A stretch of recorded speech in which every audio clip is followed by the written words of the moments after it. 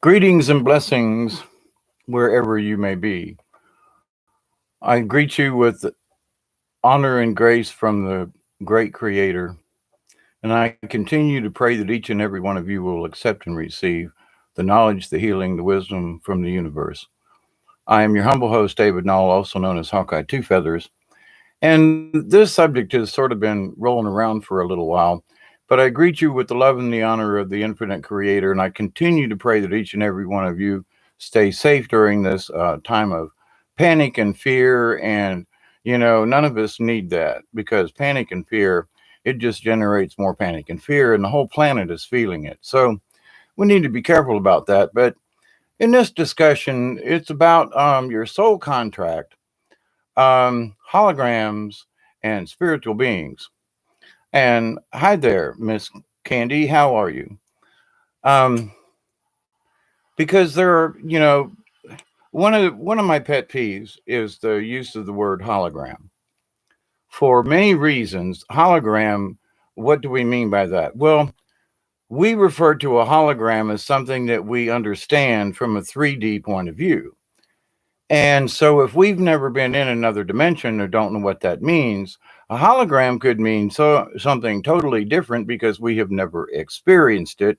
And if we have, we wouldn't remember it.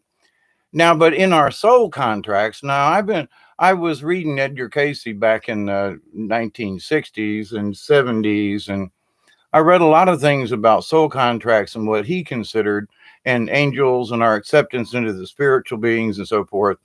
And there was so much of Edgar Casey that made sense to me back in the day. Back in the day when I was recovered, I was still a Catholic, so kind of, sort of, and struggling with the priest issue and stuff like that, and trying to figure out what my spirituality meant in the grand scheme of things. And of course, then I've had my Mother Mary experiences for me personally. So that was sort of a totally different frame and set of mindset, if you will, for me. But our soul contract, let's just you know talk about that for a minute. In with a hologram. Now, what do we mean by hologram? Is it a dream? Is it a spirituality? Is it something that's constructed? Or is it something that's just what someone is considering or using the phraseology of hologram? What if that means it's a different dimension or a different realm or a different thought pattern?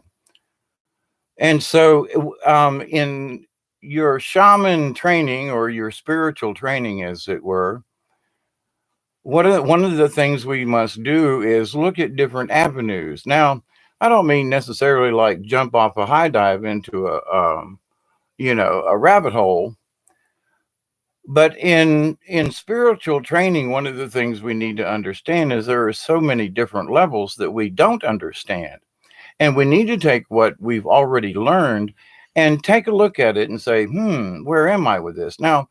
What do they mean by a hologram? Okay, so let's just take that and say, let's use for this conversation, I'm going to use the word hologram to mean a spiritual or a different type of dimensional reality.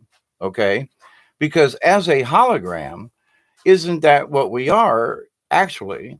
Is we're a being in another avatar or something, but it's still whatever reality it's in. It wouldn't be in this dimension. In other words, if you saw me sitting beside myself, that'd be really, that'd be one of them things. But in another reality or a dimension or something, absolutely we could be present here and there. Think about that. And the idea that Jesus, when after he rose, while he was still on earth, he was supposedly seen in many different places on the planet. The Native Americans, remember, back in the day. So the idea, though, that he could just pop in and out or come and go or whatever, is like, is that really necessarily one of those things that we find hard to believe? Well, but if a true Christian believes in that story, if that truly happened, then that would mean that there is another sense of reality.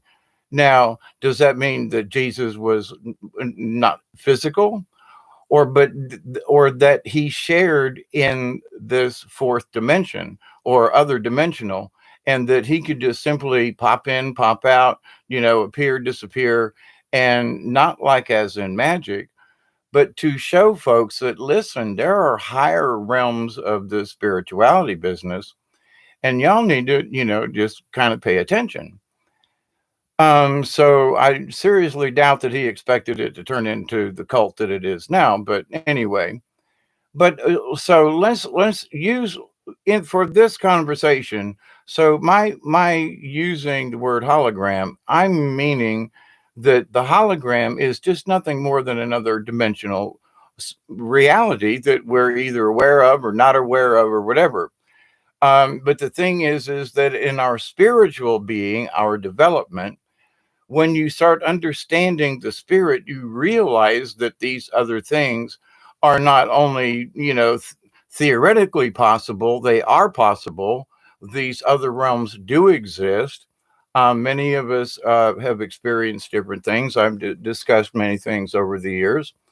But the idea, though, that, okay, so if you understand that you can be a spiritual being, excuse me, um, be a spiritual being, but also be in this 3D body.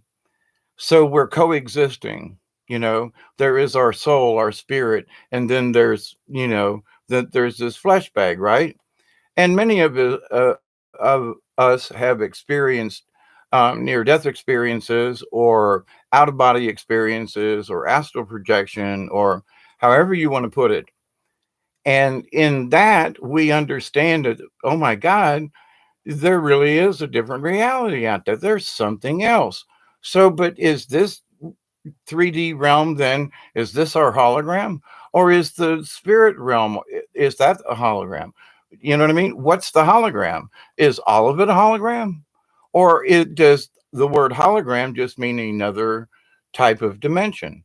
So I'm in for this. Again, I'm going to repeat this. I'm sorry, but I'm using it as this is a different dimension. Now, our soul contracts, where does this tie in?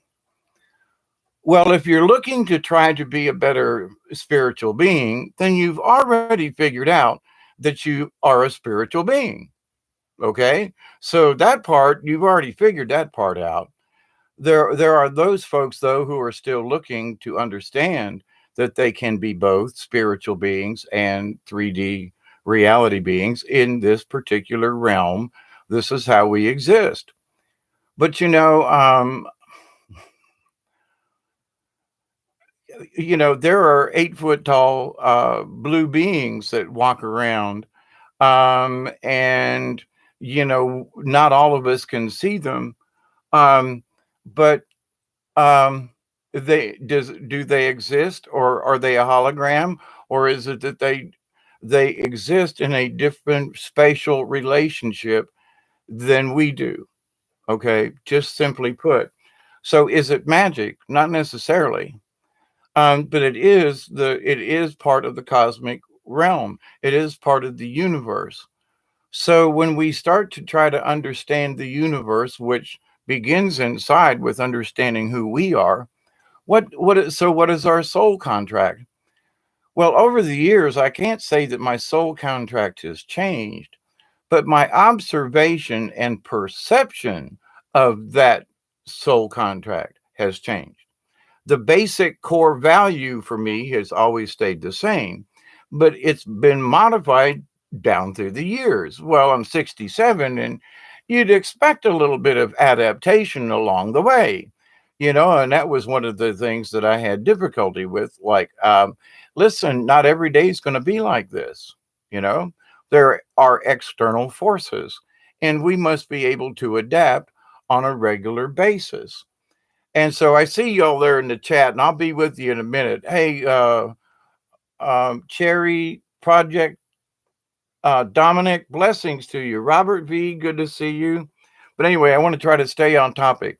So, but because I kind of like glued into this one, but they glued me into this one to have this conversation with you because In other realms, if we understand how we can move into another dimension or move into quote another hologram, then or become a hologram to us in this reality. So we got to consider, wait a minute now, but what do we mean by that? What has my soul contract got to do with this? Well, now, if you just stop and sit and meditate for just a little bit and allow the world to go by you and past you and, get rid of some of the panic and the fear, um, that, maybe you are living at least partially what your soul contract is. Now, for some, it might be complicated. Well, for me, I started out. There are a lot of things I know about herbs and medicinal plants and things, and I have forgotten more than I can remember. But I have books and things, and I've noticed a plant the other day out in the yard, and I was like, "Oh, I know what that is." I was like, one of those flashes of memory that came back, and I was like, "Ooh, that was a nice one." Um, but it's my soul contract that I'm supposed to mix up potions and tinctures and things for other people. Well, after getting hit in the head so badly and losing a lot of the information that I had, my what I consider is what my soul contract is to help other people, is to maybe it's for more spiritual. I can talk about certain things and you can make your own tinctures. There's plenty of information on how to look for medicinal plants in your area, and I strongly advise you to do so. Print them out if you can, buy a book if you can, because that information is timeless. Okay. And it doesn't matter whether or not you have electricity or the internet's on or off or whatever. But the fact of the matter is that you have a book that you can open up with pictures and compare, and you can take your time, and you know what I mean? So, and you can use a flashlight or a candle if you need to, or just wait till sun up if it's that bad. But your soul contract. Now, so each person, you got to sit down and you got to look inside and you got to say, well, okay, why did God put me here? Well, did God actually put you here? Or did you agree? Get this, this is part of what Edgar Casey talks about. Or did you agree in the spiritual realm to say, you know what? This is kind of sort of what we need you to do. Are you down with that? Now, here's something. I know that there are certain things in my life that were part of my life that I agreed to. Boy, I wished I'd have read the fine print. But there are other things in my life that I was like, I didn't know I had to go through this. Actually, it was created partially, mainly, probably largely due from stupidity on my own part, like getting thrown in jail and certain things, bad life changes or choices, so, and then I had to suffer those outcomes. But with the general idea, though, was that part of my soul contract? Well, one could say, well, they were going to put me in prison. I had to learn this and blah. Not necessarily. That might not have been part of my contract. But I went to prison anyway, spent a year there, and I learned a lot of things about myself and about, spiritualness and so forth, and read the Bible quite often. Um, and had a lot of good discussions with inmates, with some of the staff. I mean, it was an eye-opening experience, not just 12 months in jail. But anyway, so there are I spoke about this before in a previous video about our sovereignty. And a lot of there is being a sovereign individual here in the United States and on the planet and stuff like that. But understand it from a spiritual point of view, unless you give up your soul to something or someone, or you know what I mean, then you are still a sovereign being, even if you don't exist in this 3D reality anymore. If for some reason I get taken out because of whatever, I still know deep inside that I know that I'm part of the universe in another way. And my spirit, however it will be, will move on. So, or do whatever I'm supposed to do after that, But um, with my soul contract, though, I'm basically fulfilling what I believe would be the core value. In other words, to try to help other people, to try to help folks to understand there's are so many different levels to this idea of the universe. And when somebody says hologram and they use it, like everybody's supposed to know what the hell they're talking about when they use the word hologram. And I'm not quite sure that we all get it because the definition, if you look at it, and I talked about this in a previous video, but a hologram is created by beaming, different lights and lasers and things. Is that what's really going on? Or is the use of the word hologram being bastardized when they mean a different reality, dimension, or realm? I choose that. Okay. So because if you've not been in the fourth dimension, if you've not walked with spirits or so forth, and if you've not had out of body experiences or near death experiences, not to say that you should go out there and do it now, but there is another level of understanding for those of us who have had these things that we just can't shake. You know, I've talked to many different people who've had in near death experiences, and they all have come out of it with a whole different point of view of what reality is, what our 3D world means to us, what we can accomplish or not accomplish, if we can create, not create, whatever. Now, I'm going to broach this subject just a little bit here about creation out of nothing. And I'm not going to get into it, the creation of something, nothingness kind of thing, too deeply right now, because I want to do a separate video on that. And maybe it would be a part of one that I do with Brian from Milky Way Messengers. So, but the idea that there's nothing out there or that the universe was created from absolute nothing because of the laws of nature, I just don't believe that. After all my study, the Big Bang Theory, there's a whole nother.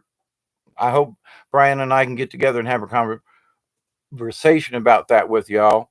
But the idea that there was nothing there and then there was something defies all natural laws going back to the beginning. And so, if natural law is based upon fact and so forth, then there must have been something there. And if it was a God who had thought, then there was something. Okay. So, this idea that there was nothing there to me is poppycock. Okay. But it may not have been worlds or rocks or planets. Not my point. Hey, Milky Way, I see you just got on here. Yeah, I would love to do a video with you and discuss about, the Big Bang and the universe and I got I got some theories and there's some science behind it. And I think even Stephen Hawking's talked about it. But Brian, absolutely, you pick a day. I'll make sure we have the conversation. But anyway, but going on with this, but my point is that this something from nothing defies all logic. So I believe there was something, even if it was only thought, okay, is my point about this. So if there is a benevolent creator of all these universes, then he existed, or she, or it, or so there was the existence of something that created it out of nothing. But wait a minute, hang on, he was there, or she, or it. So there was something there. You follow me? So this idea that there was nothing, let's just consider that this idea that was created out of nothing in the area, okay, like our solar system, for example. But if we want to discuss the whole universe, we got to go back trillions of years, and we've really got to go back into this and that. And there are a lot of other things we really don't know about that we should consider before we go yapping our big mouths off, Um,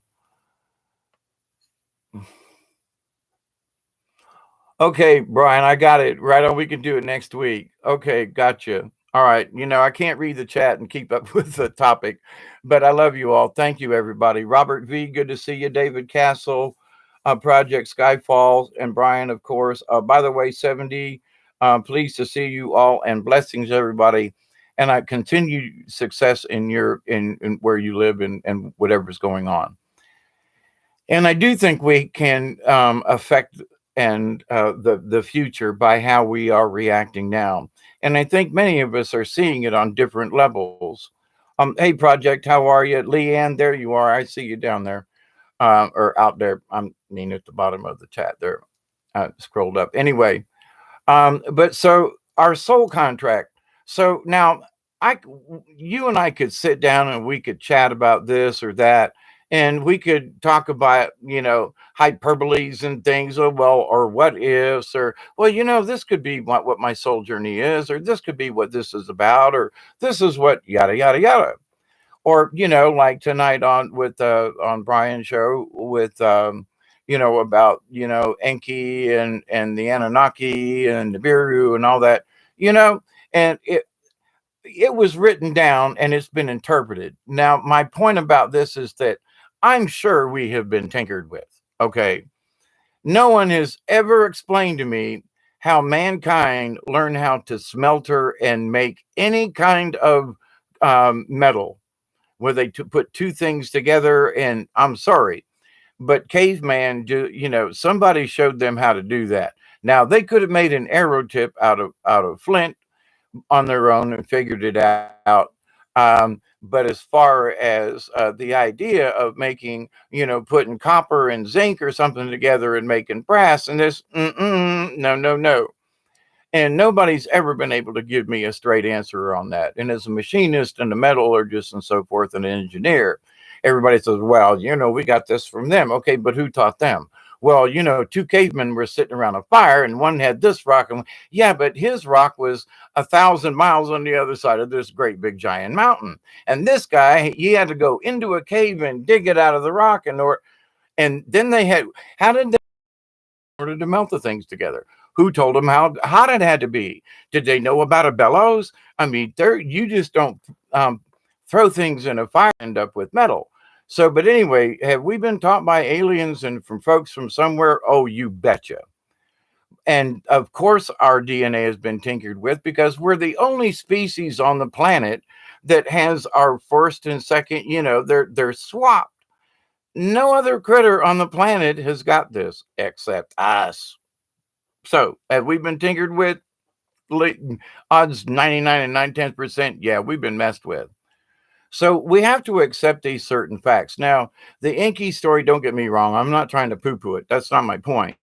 But in all of the studies and everything I've done, what good has it done me at the end of the story? Every time I go back over it and the thingy and the this and the biru, I'm like, but what does that net me spiritually? Because does it matter where I've actually come from, or what family I'm from? It's nice to know, don't get me wrong, I'm not trying to poo-poo this, but in the so many years that I have been through this, I have to question for myself, okay, Hawkeye, what good did that do you? Did that information about Enki and all them do me any good spiritually at the end of the day? And the answer is no, because you have to find out your own soul journey. It's really good information. It can really open and help people out. I'm not trying to badger it. But at the end of it all, you still have to look in here to find out your true soul journey, your true spiritual self, where you fit in whatever paradigm or hologram or however you want to explain it. But if you use the terminology hologram, and make sure that other folks understand what you mean, because it's confusing to a lot of people. When the first time I went to Walt Disney World in the 1970, I applied there for a job and they let us go through. The place wasn't even done yet, but a bunch of us drove over from Tampa and went over and applied. And we got to go through the park and we got to go through here and we got to go through the haunted house. And we were some of the first people in Florida to see the holograms that people were seeing in Disneyland out in California. And we were all like, whoa, that's some really cool. So after all these 45 or 50, it's going on 50 years now, I'm looking back and I'm thinking to myself, well, wait a minute now. The hologram thing. I don't understand when people talk about the hologram. My spiritual being is being related to what I understand as a hologram. So this idea of hologram must mean something else. It must mean maybe it's another dimension. Maybe they mean another realm. Let's consider that. Now, to me, that makes much more sense. The universe has so many different layers and dimensions and things. And to us, it would appear from our knowledge of what a hologram is in this realm as to what it would appear to be like out there. Like if you're floating around as a spirit, you're going to think, oh my God, I'm a hologram. I look down, I can sort of see my feet, but I can't really touch anything. My hands go through the table, but I'm flying. But are you a hologram? Are there light sources coming from other places? Or are you part of the universe, traveling around?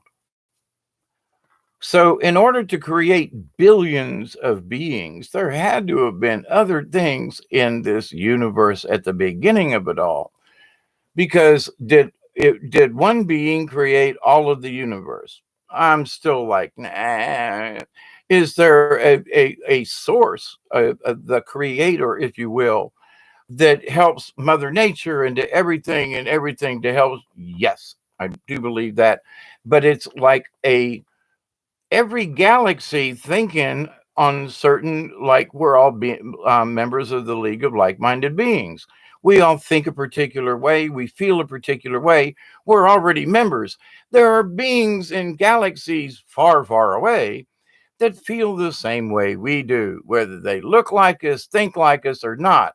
But they have love in their hearts. They don't want to go out and slaughter other beings. They don't want to conquer and divide and create chaos. No, I think the universe in general would like to live in peace and harmony because there are so many things to explore. And, I mean, anyway. So this idea, though, that wait a minute, this was all just poof, but I do think that we can take a thought.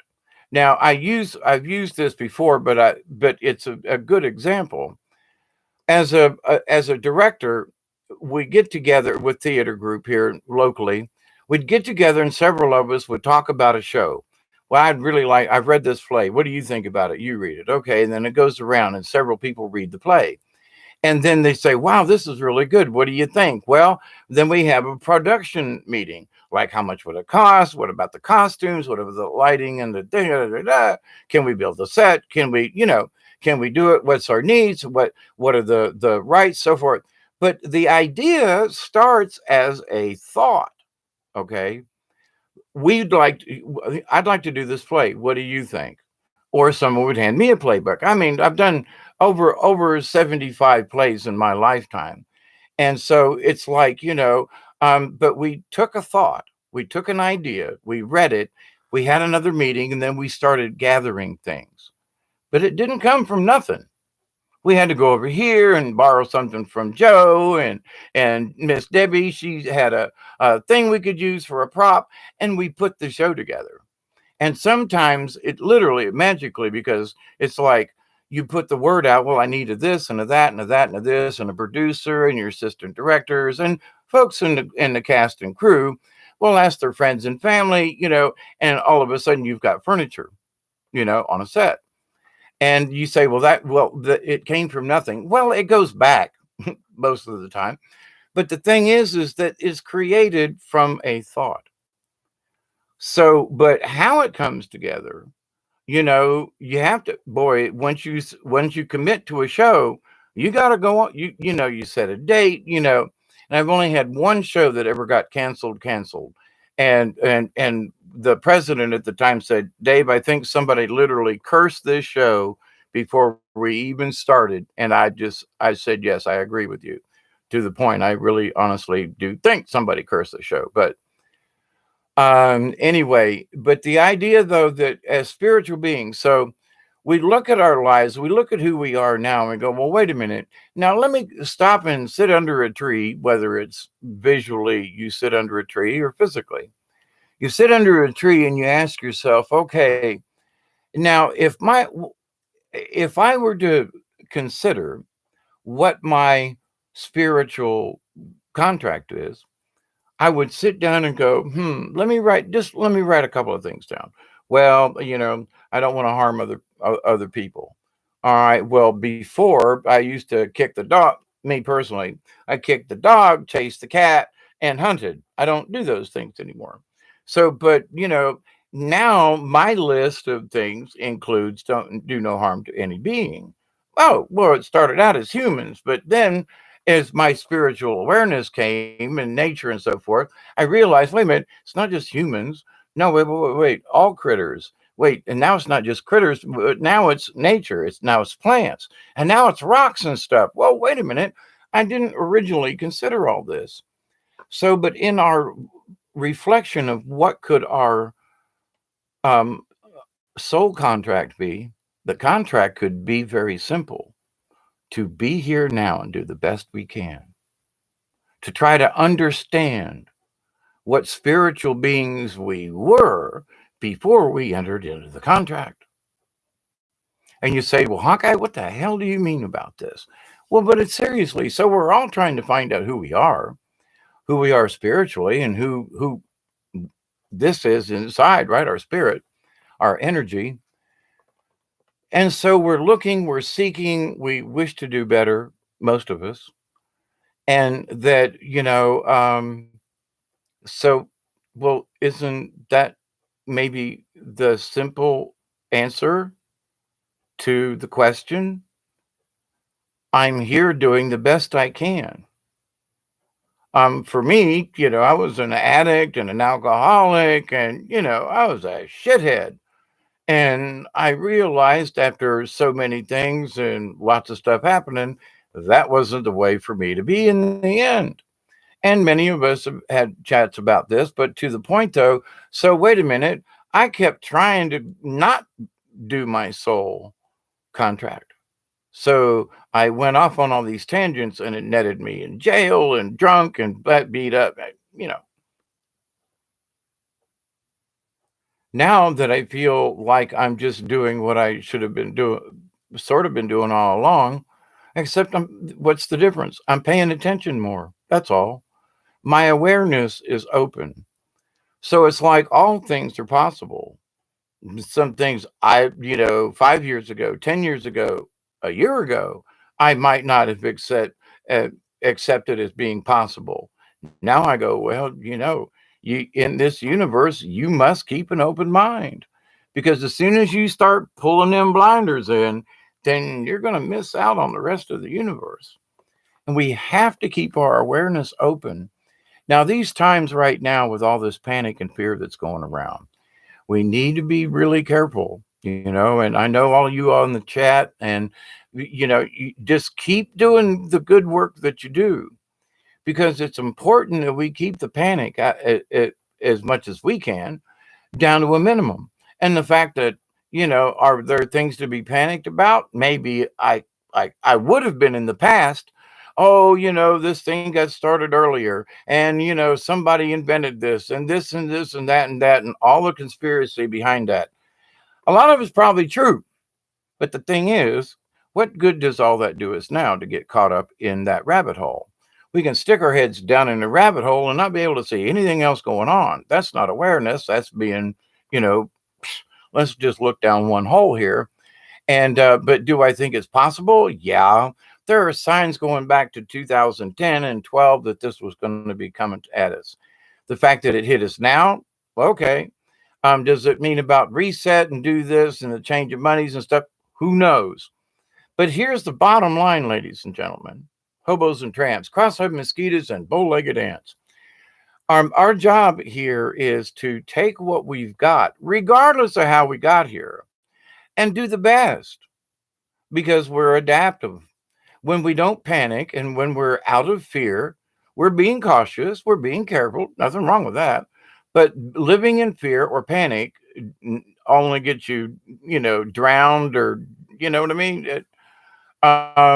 So, and I know there are people out there who are swimming for their life. They're treading water as hard as they can go, both spiritually and physically, because of their situations. And I, I wish I could help. I don't know what to do other than to keep praying and, and support in any way that I can. But so we just do the best. So our soul contract is to do what? Is to be a decent spiritual being, and to be decent to our fellow spiritual being. Because once you understand that you're a spiritual being, you understand that so is everybody else. We're all being, members of the League of Like-Minded Beings. So welcome to the League. And when you have that basic understanding that, oh, gee, many Christmas, I'm a part of the universe for real. And the idea that the synchronicities going on, they're not like, oh my God, dude, it's they've always been there, but your awareness is peaking. And not your awareness is being uh, awakened more with all the energies and stuff. So things that were thoughts or ideas before are now sort of becoming reality, and that they can see tangible result or something, and it's making sense to folks. So, but anyway, so don't fret so much about what your soul contract is. If you're already searching in part of our group, you're probably following a good bit of your own soul contract. Now, how you get there, what you read, and what you understand is entirely up to you.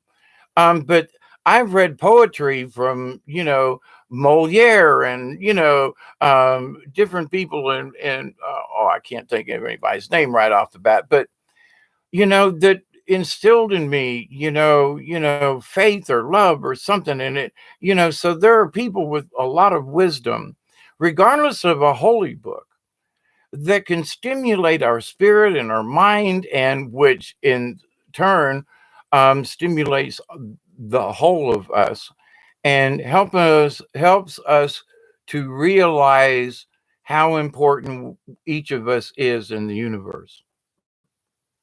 And if there weren't any grains of sand on a beach, it wouldn't be a beach. So, well, sunny beach, ladies and gentlemen, we're all in this universe together. And trust me, when this old meat bag dies, there's still going to be some energy left. Maybe I'll haunt this place. Who knows? I don't. I often think about the the the spirit, the ghost that woke me up when the house burnt before the house burnt down. Well, while the house was burning down, and I realized that, and I've said it before, and I keep kind of thinking back. I hope that the ghost of Mr. Croft um, uh, got his wings. That as an angel, he got his wings. And I've thought about this as like, well, was this predetermined? For example, for me, was I predestined to go to this house and to have it burned down?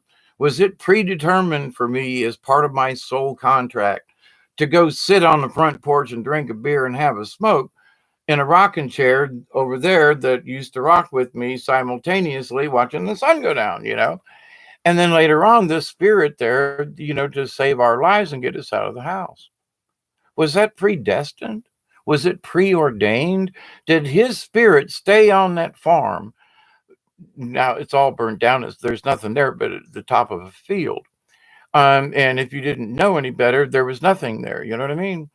So, but only in my memory, and folks who knew and remember, most of us are getting old and dying kind of thing, but would never remember that old farmhouse, or the people who lived there, or what he did, or that, that there was a ghost there that, that saved 3 family members, Did he get his wings? Did his spirit, is his spirit still sitting on that hill, or did he you know what I'm saying? So, but anyway, I've often thought about that because, thought about the spirit, but also here this last year, the repercussions of what if that spirit hadn't been there and the house burned down? What if there hadn't been guardian angels? What if there weren't other entities in the universe who made it so plainly clear, appeared, fully woke me? Now, so was that part of his soul contract to hang around for me? You know, I mean, this kind of gets really complicated in the long scheme of things. But then looking back on my life, I'm gonna go, wait a minute, was that angel? Was he there like Clarence, trying to get his wings? Did he hang around because there was going to be something that he had, was his soul contract to not be able to leave until, I don't know. But I know I'm very grateful. And it gives me pause to go, was that synchronicity on my part to the spirit that, So, but so many things happen in our lives. But we're so busy, we're so covered, we're so whatever life is doing in every day for us, we sometimes miss the obvious.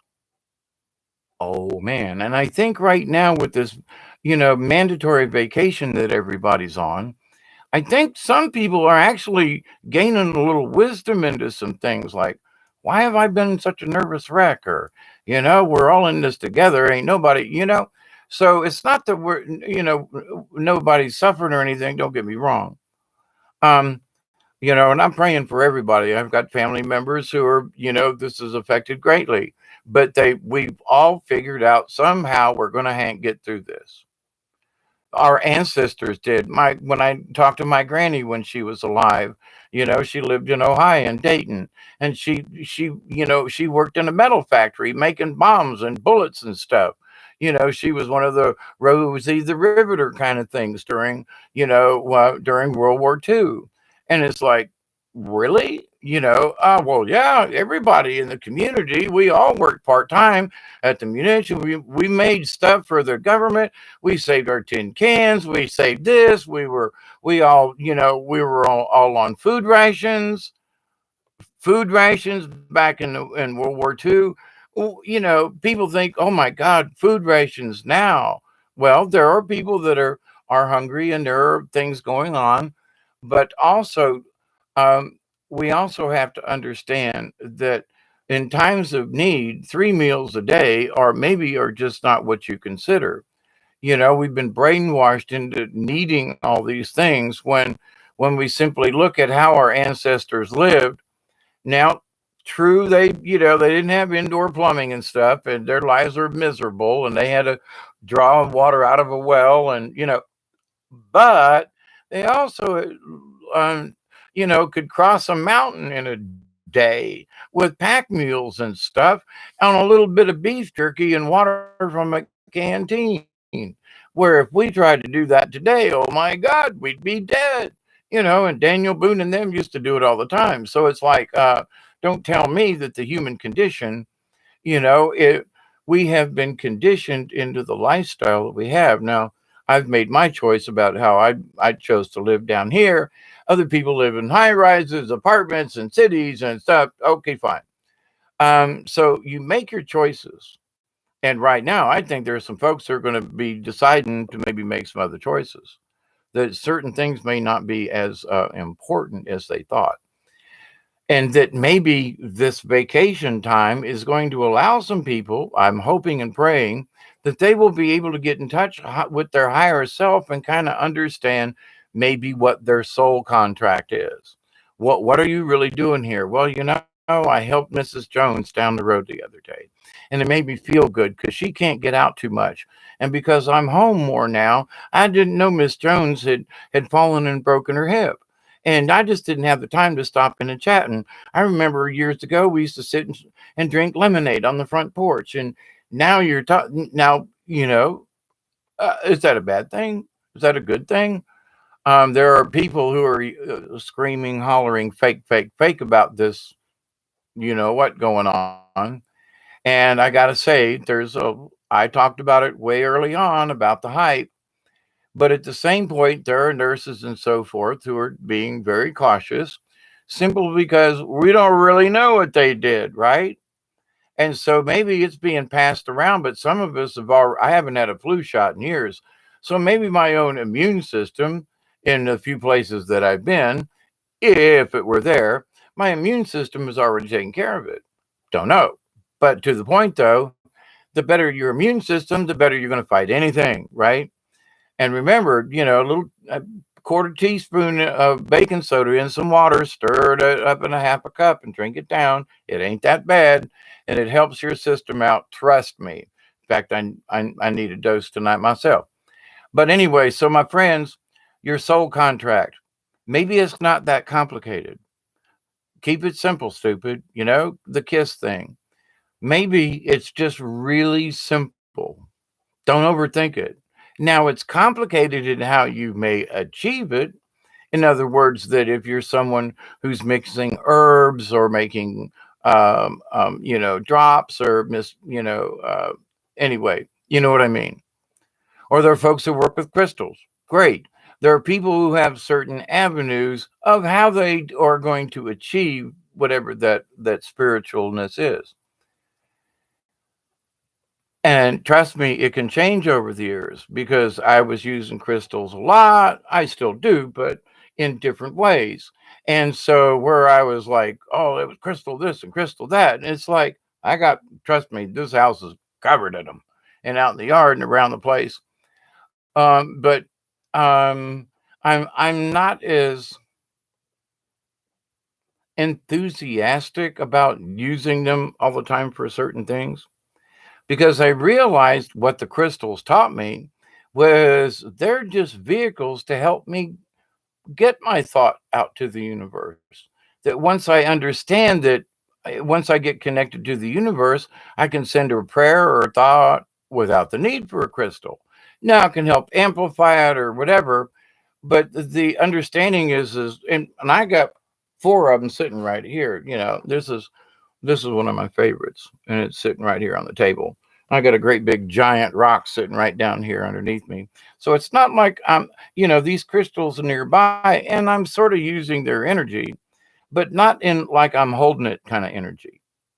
That's what I mean. My idea of how I use the crystals has changed. They're around me, about me, but how I use them, like holding them now if I'm meditating on a particular thing, find one, ask it permission, and then go for it.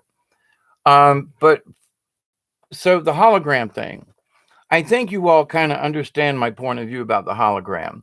Don't get caught up in the word hologram, because there are so many other dimensions and realities and realms that when we become true spiritual beings and probably not attached to this thing anymore, we're going to look around and go, oh, holy crap, the hologram thing. But anyway, so don't get caught up in it. Don't get stymied or stuck with the word hologram, because I just personally believe it has to do with explanation of different realms. So, and if somebody were in the spiritual realm, it would look like a hologram to them. So observation is explanation, but it doesn't necessarily mean it is a hologram. Now, the AI, hi, Bob, and thank you. I've seen a couple glitches, but thank you, Bob, in advance and afterwards, and a drink of coffee. And then I'm going to say hi to everybody in the chat for a minute.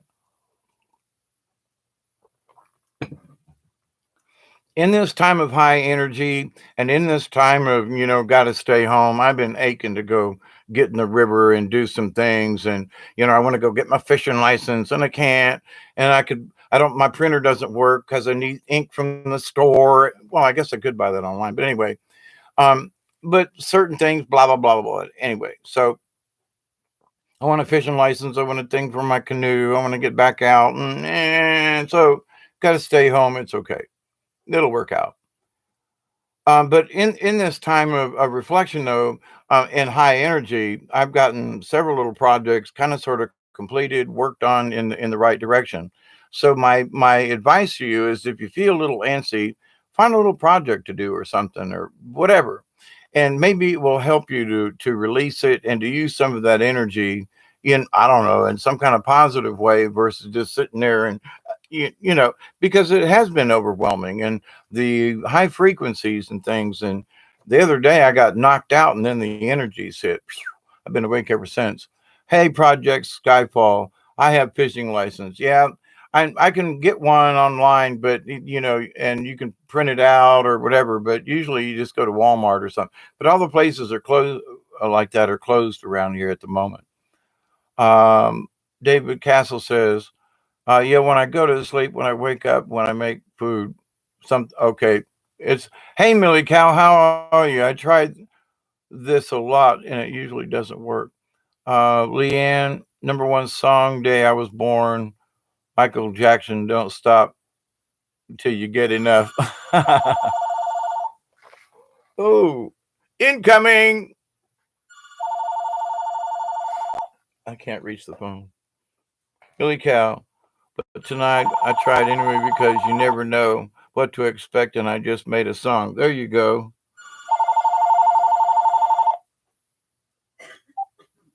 Hello. Hello. Hi, say hi to everybody on the live stream. This is my daughter. Hi, everybody. Hi, everybody. Listen, can I call you back in a couple minutes? Absolutely. All right, my hour's almost up. So, and I was getting ready to, say ciao to everybody here. But it's good to hear your voice, and I'll call you back in a few minutes. All right, sounds good, Paul. I love you. Bye. All right, love you. Bye. There you go. The voice of my daughter down near Pensacola ish area. Millie Cow, the creativity doesn't usually flow very well if I'm feeling down. Yeah, sometimes you gotta, that's when you start playing the blues there, Millie Cow. Elsie, darling, how are you? Dominic, a technique is to back at the corner of a point, look upward, takes you out of the gut where we react, and this into the third eye. Hi, daughter, says Tooth and me. I'll tell her. I am in Panama City Beach. Are you, Dominic? She's a little further. Let's see, Panama.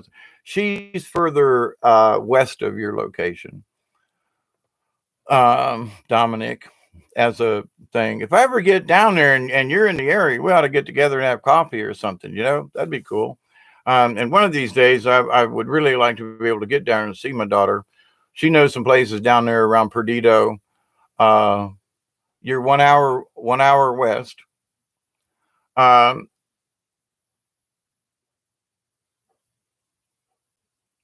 her mother and daughter actually live on the Alabama side over there, down on the other side of the bay, Pensacola Bay, I guess it is. I can't remember, but anyway.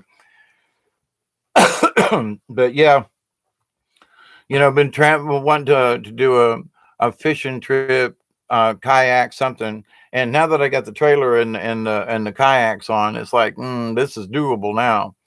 So, um, but anyway, um, I I want you all to know, especially you in the chat, but everyone that comes on this channel, I consider very gracious. Thank you so much. I know that each one of you are working through whatever you're working through to try to understand things, and that you would sit and come and participate with me and the other members of the group. I consider that to be a very high compliment, and I thank you all profoundly, because there are times I come up with these, like, to me, some of this stuff is like just plumb. Why, this is stupid. You want me to talk about that? Well, maybe some people don't understand what a soul contract is. Maybe they think, read Edgar Casey. If you want to know about soul contracts, read some of his stuff.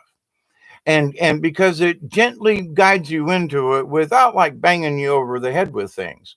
And a lot of his stuff just made sense to me. That's all there is to it. It just made sense. And it rang true. But as far as this idea, though, that you know, uh, here's my 10 cents about our soul contract on what we're supposed to do doesn't necessarily mean that we won't get hit by a bus or that somebody won't run a stop sign that ain't sort of like what was in our list of things to do. There are 7 billion people on this planet and a lot of other stuff going on. So, what our soul contract could be is that maybe, our life wasn't supposed to get cut short or something, because there are other people and things and stuff going on that could take us out. And that might not have been part of our contract. The suffering may not have been part of our contract. What we do with it, like when I was in jail, I was suffering at first. And then I realized when God spoke to me and said, get your ass out of here and do something. Well, then, well, what about this? Well, you're going to be a trustee and work for the man. Well, beats the hell out of sitting in a cell with 20 other guys that are ready to kill each other. Not me, but, I think I'll go work for the man then. But the thing is that I didn't give up my sovereignty. I understood that I'm going to make the best of the situation, and I did. So any situation, no matter what it is, we adapt. So if it's spiritually and if we're getting hammered, we adapt. But it doesn't necessarily mean that we're going to know that our original contract was to have to put up with a bunch of stuff along the way. Now, there may be some of it, like I used to think, oh God, karma's a bitch.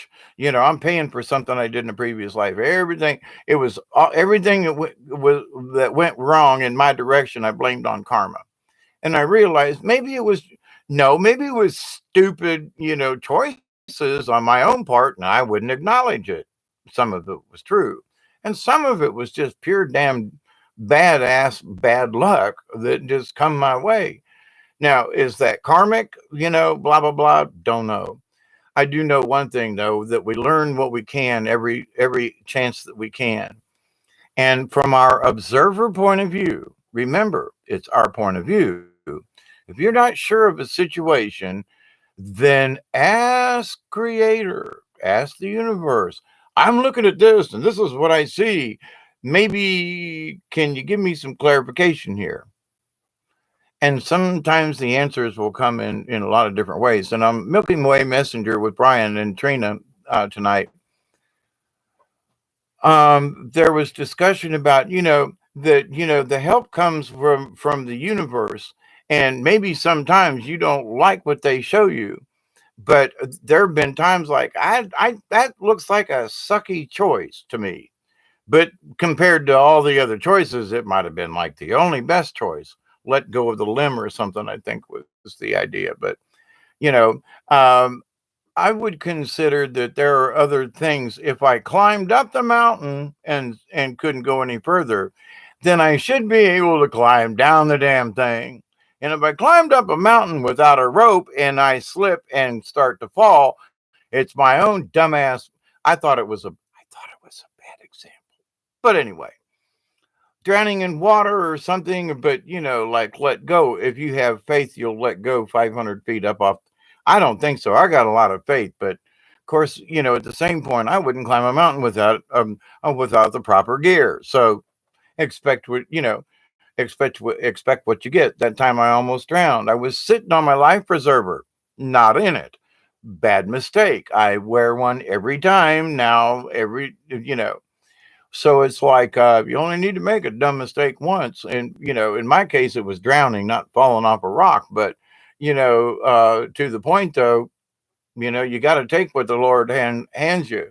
And sometimes in the middle of a raging river, it's a little old piece of limb that was sticking out. In my case, which I was able to grab onto and right myself and get out of the water enough to where I could breathe and get my bearings and get into the canoe and not drown.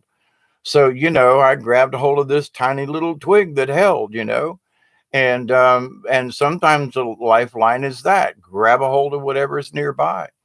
And sometimes the universe shows you things, but if you're not willing to reach out and grab it and hold on sometimes and make the best of it, we all have to adapt. But if we think that the world is going to stay in our own image and likeness, that's not going to happen. We Every day is an adaptation. The world, what's going on, the politics, things in this, just the whole schmeal, right? Now, as an older person, it affects me less than younger folk do. But it that trickle down is still trickling down. It's affecting some of us, and that we don't get out. And my friend used to go to art class several times a week and meet with other folk and teach and learn and paint and draw and and so that's not available right now. So there are things that are hurting in ways with folks that are not monetarily, but they're of an aesthetic value. It's for our heart and our soul. It's for each other, the camaraderie of going and being with other people and painting or drawing, just that and the getting out kind of thing. So, my friends, I love you all. Keep up the good work. Keep up the faith. If you want to know about your soul contract, it's probably pretty simple. And sit down, however you want to meditate, ask a tree and allow it to take your energy and explain some things to you. And ancient oaks have a lot of wisdom. So, be careful what you wish for.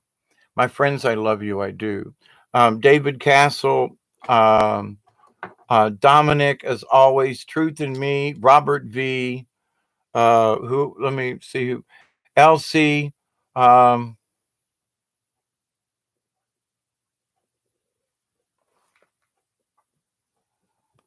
much love. Thank you, Truth in Me. Y'all heard my daughter, so I'm not trying to be short, but I do want to call her back and chat with her. Truth in Me, David Castle, and see if I'm missing anybody. Candy Apple, love to you all. Thank you. Elsie, Breaking Dawn as always. Millie Cow, if you're still out there. Leanne, Project Skyfalls. I think I got everybody. Okay. My friends, I do love you all. Thank you so much for your participation, not just here, but in the world, in the universe. Thank you. Keep up the good work and cosmic hugs. So I always close with a prayer, and I mean it. I continue to pray that each and every one of you will accept and receive the knowledge, the healing, the wisdom, and the energy from the universe. I continue to pray that each and every one of you, your friends, your family, all of your relatives, and all of your relations, past, present, and to come, will learn to accept and receive the knowledge, the healing, the wisdom, and the blessings from the universe. And in the law of three, I say again, I continue to pray that each and every one of you will accept, receive, and continue to share the knowledge, the wisdom, and the blessings that you receive from the universe. Thank you, my friends, from South Georgia here on a now it's a Monday morning, Eastern Daylight Time. I can continue to say thank you. My prayers go out to all of you. Cosmic hugs, everybody. Keep your stuff together. Keep it between the ditches. We will get through this one way or the other. And until next time, adios, ciao. And from South Georgia, TTFN, ta ta for now. You know how that goes. Love you all. Good night and thank you. Cheers.